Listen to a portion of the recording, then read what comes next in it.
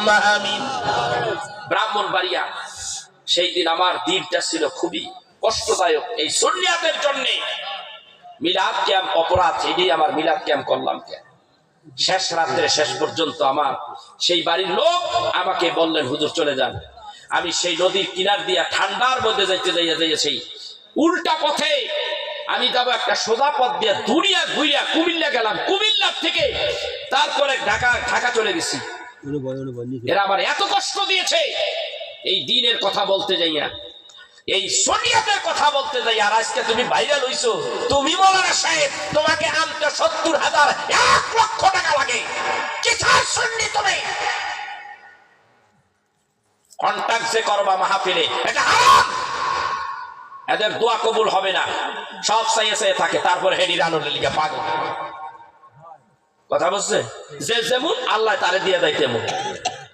এই কন্ট্রাক্টারি কতগুলি মোল্লার গোষ্ঠী, ১ লাখ ১.৫ লাখ হেলিকপ্টার কুপ্টার ছাড়া এরা এরম মোল্লার গোষ্ঠী আমার রসুলের করছে না, কোন পয়গম্বর সাহাবী করছে না, কোন মুহাক্কিক বড় আলেম আগের যুগের আমার বাবাই করছে?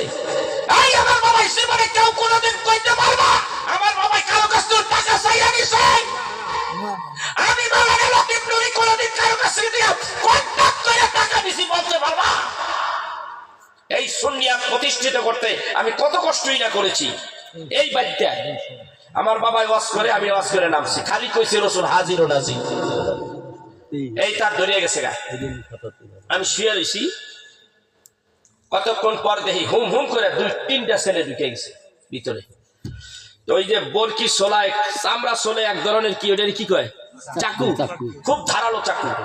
আমি মাত্র চোখটা লাগিয়ে গেছে গা, লেপের নিচ দিয়ে আস্তে আস্তে করে আমার পাও বাই করে আমার পাও দিয়ে লাইছিল, আমার পায়ের রক দেখে আলাইছিল প্রায়। আল্লাহর কি কাম, মনে হয় আল্লাহ আমার সেই দিন বাঁচাইছে। আমি পাও টান দিছি পরে আমার পায়ের আর ওইটা লাগাইতে পারে নাই। এই বাতিয়া আমি বিপদে পড়ে গেছি গা। আমার সারা শরীর খারাপ হতে লাগছিল, ভয় পেয়ে গেছি। আমি মনে হয় আর আজকে বাঁচবো না, আমার শেষ করে ফেলি। আমি সেই বুখারীর মধ্যে হাদিস পড়েছি, সাহাবীদেরকে যারা ধরে নিয়ে গেছে তাদেরকে কাফেরের গোষ্ঠীরা কত কষ্ট দিয়েছে, তাদের সামনে ছুরি ধারায় এটা দিয়ে মারবো।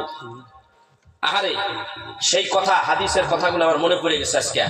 আমার মেরে ফেলবো কিছুক্ষণের মধ্যে, অথচ আমার বাবাই ওয়াজ করে ফিল্ডে, হাজার হাজার মানুষ।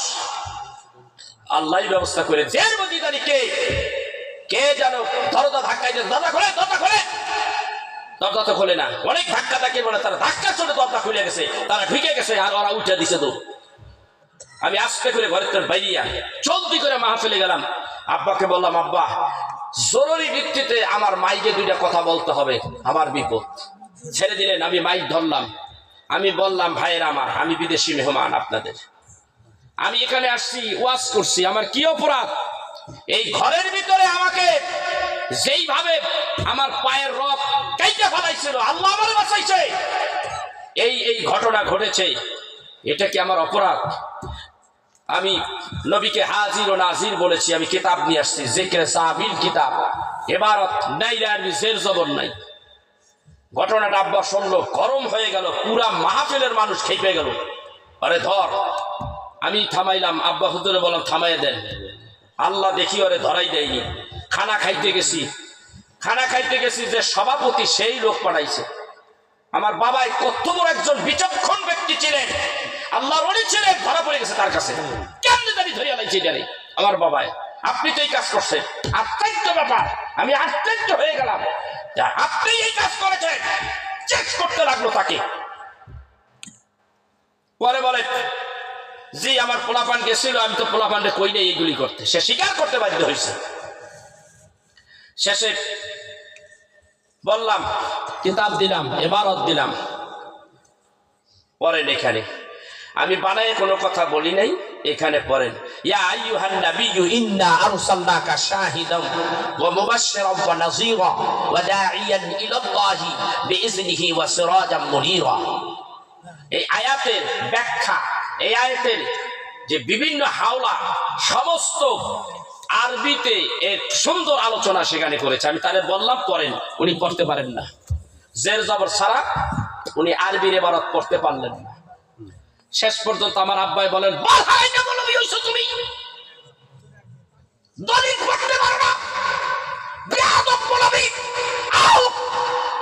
উঠাই দিল এখান থেকে,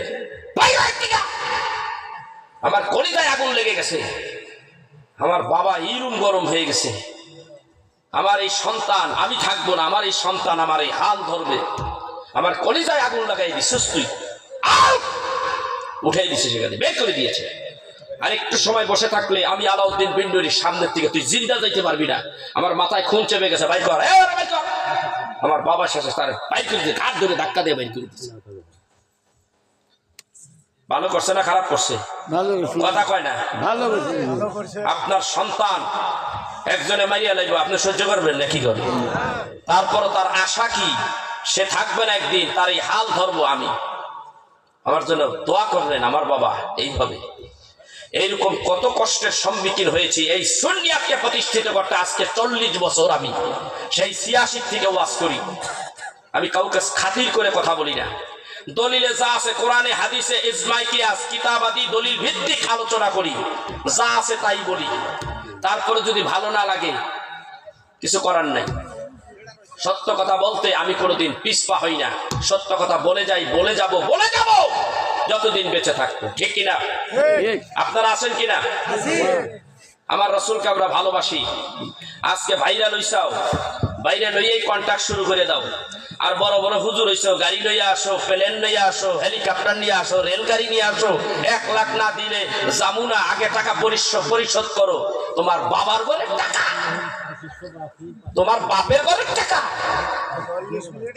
নাও নাও নাও, ভালো করে নাও। হিসাব আল্লাহর কাছে দিতে হবে, দেখা যাবে কেমন পারো। আসেন নবীকে সালাম দেই, ইয়া নবী সালাম আলাইকা, ইয়া রাসূল সালাম আলাইকা, ইয়া হাবিব সালাম আলাইকা, সালাওয়াতুল্লাহ ইয়া রাসূলুল্লাহ ইয়া হাবিবাল্লাহ, তালাআল বদরু আলাইনা মিন সানিয়াতিল বিদাই, ওয়াজাবা শুকরু আলাইনা মাদআ লিল্লাহি দাই, ইয়া নবী সালাম আলাইকা, ইয়া রাসূল সালাম আলাইকা, ইয়া হাবিব সালাম আলাইকা, সালাওয়াতুল্লাহ আলাইকা। আলেমাতে লেখা আপনার নাম, আযানে শুনি আপনার নাম, নামাজে আপনাকে সালাম, আপনি যে নূরে মুজাসসাম, ইয়া নবী সালাম আলাইকা, ইয়া রাসূল সালাম আলাইকা, ইয়া হাবিব সালাম আলাইকা, সালাম